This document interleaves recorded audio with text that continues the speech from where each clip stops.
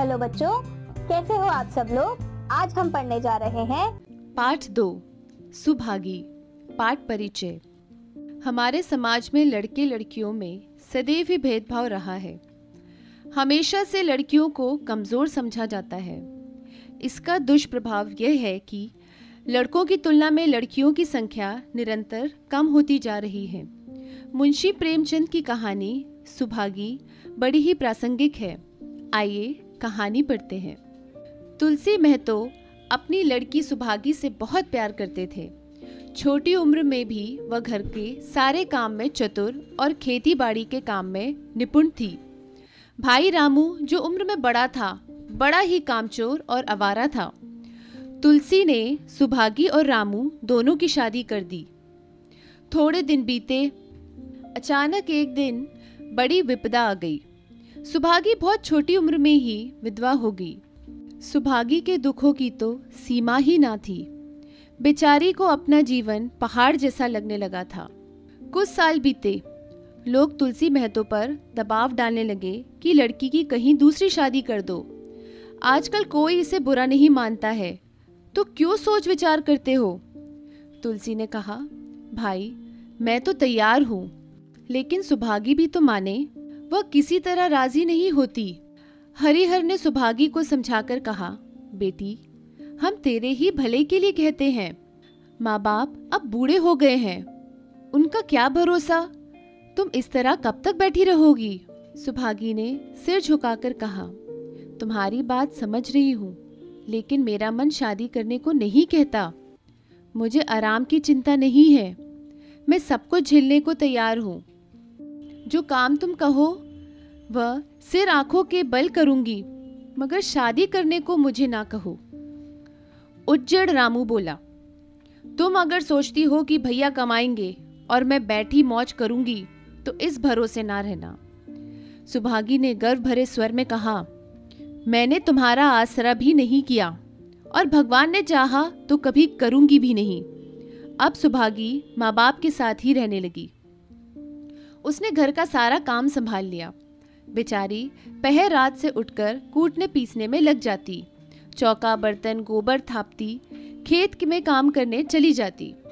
दोपहर को आकर जल्दी जल्दी खाना पकाकर सबको खिलाती। रात को कभी माँ के सिर में तेल डालती, कभी उनकी देह दबाती। जहाँ तक उसका बस चलता, माँ बाप को कोई काम न करने देती। हाँ, भाई को न रोकती, सोचती ये तो जवान आदमी है, ये काम ना करेंगे तो गृहस्थी कैसे चलेगी। मगर रामू को ये बुरा लगता। अम्मा और दादा को तिनका तक नहीं उठाने देती और मुझे पीसना चाहती है। यहाँ तक कि एक दिन वह आपे से बाहर हो गया।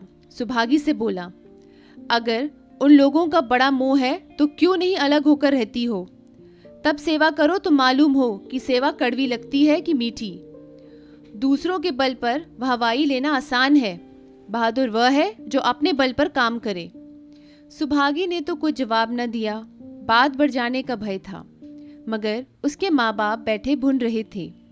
महतो से ना रहा गया।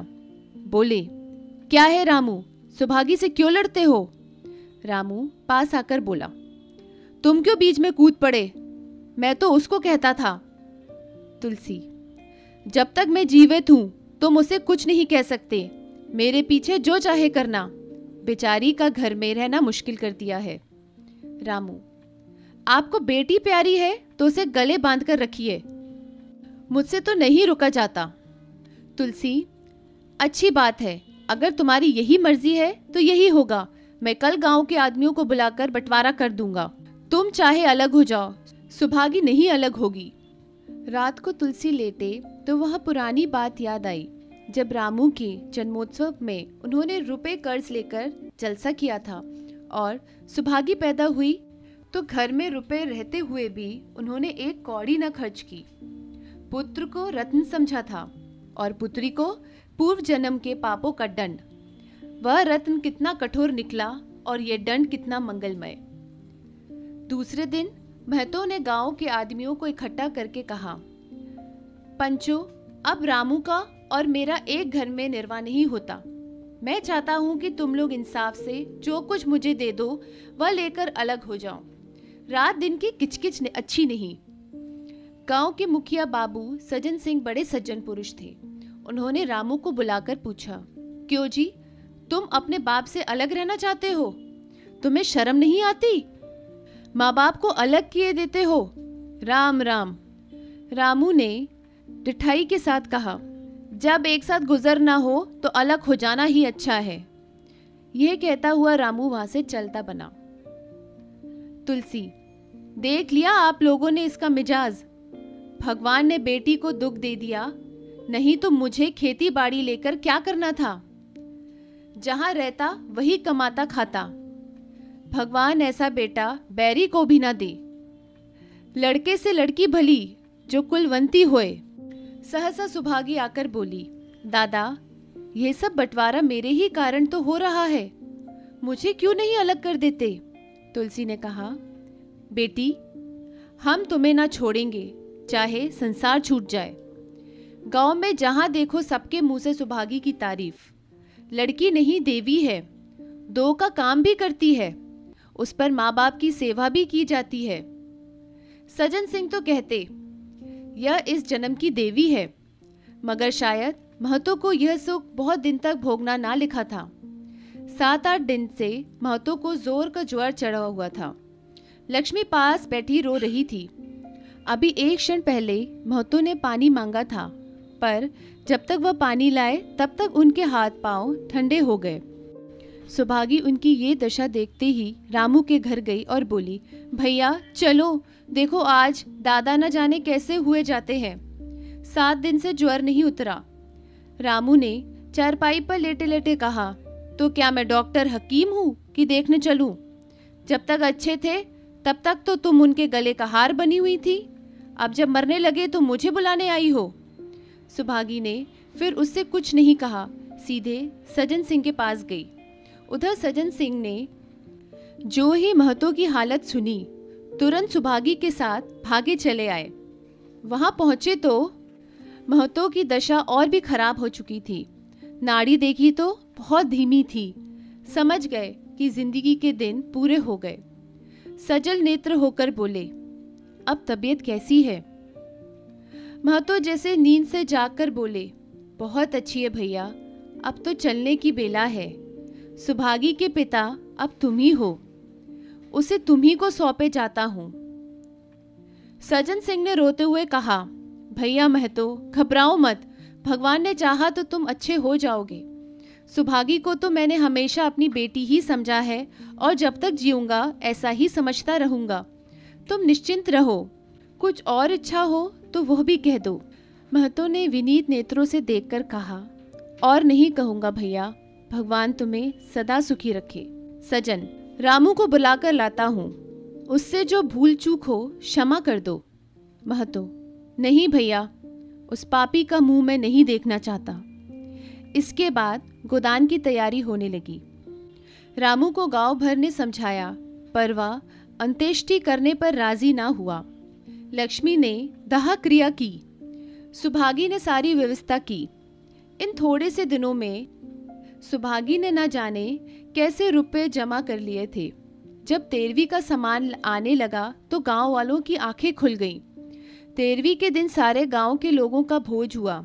चारों तरफ वाहवाही मच गई। पिछले पहर का समय था, लोग भोजन करके चले गए थे। लक्ष्मी थककर सो गई। सुभागी बची हुई चीजों को उठा उठाकर रख रही थी कि ठाकुर सजन सिंह ने आकर कहा, अब तुम भी आराम करो बेटी, सवेरे यह काम कर लेना। सुभागी ने कहा, अभी थकी नहीं हूं दादा। आपने जोड़ लिया कुल कितने रुपए खर्च हुए? सजन, यह पूछकर क्या करोगी बेटी? सुभागी, कुछ नहीं, यूं ही। सज्जन, कोई 3000 रुपए होंगे। सुभागी ने सकुचाते हुए कहा, मैं इन रुपयों की देनदार हूं। पति के देहांत के बाद से ही लक्ष्मी का दाना पानी छूट गया। सुभागी के आग्रह पर चौके में जाती, मगर कौरकंठ के नीचे न उतरता। 50 वर्ष हुए, एक दिन भी ऐसा ना हुआ कि पति के बिना खाए उसने खुद खाया हो। अब इस नियम को कैसे तोड़े? आखिर उसे खांसी आने लगी। दुर्बलता ने जल्द ही खाट पर डाल दिया। सुभागी अब क्या करे। ठाकुर साहब के रुपए चुकाने के लिए दिलोजान से काम करने की जरूरत थी। यह माँ भी बीमार पड़ गई। अगर बाहर जाए तो माँ अकेले रहती है। उनके पास बैठे तो बाहर काम कैसे करे। माँ की दशा देखकर सुभागी समझ गई कि इनका भी अंतिम समय आ पहुंचा। महतो को भी यही ज्वर था। गांव में और किसे फुर्सत थी कि दौड़ धूप करता। सज्जन सिंह दोनों वक्त आते। लक्ष्मी की दशा बिगड़ती जा रही थी। यहाँ तक कि 15वें दिन वह भी संसार से विदा ले गई। सुभागी को उसने आशीर्वाद दिया, तुम्हारी जैसी बेटी पाकर मैं धन्य हो गई। मेरा क्रियाकर्म तुम ही करना। मेरी भगवान से यही प्रार्थना है कि अगले जन्म में भी तुम मेरी कोख से ही जन्म लो। माता के देहांत के बाद सुभागी के जीवन का केवल एक लक्ष्य रह गया, सज्जन सिंह के रुपए चुकाना। 3 साल तक सुभागी ने रातों रात और दिनों को दिन ना समझा। उसकी कार्य शक्ति और हिम्मत देखकर लोग दांतों तले उंगली दबाते थे। दिन भर खेती बाड़ी का काम करने के बाद वह रात को आटा पीसती। 30वें दिन 300 रुपये लेकर वह सज्जन सिंह के पास पहुंची। इसमें कभी नागा नहीं होता।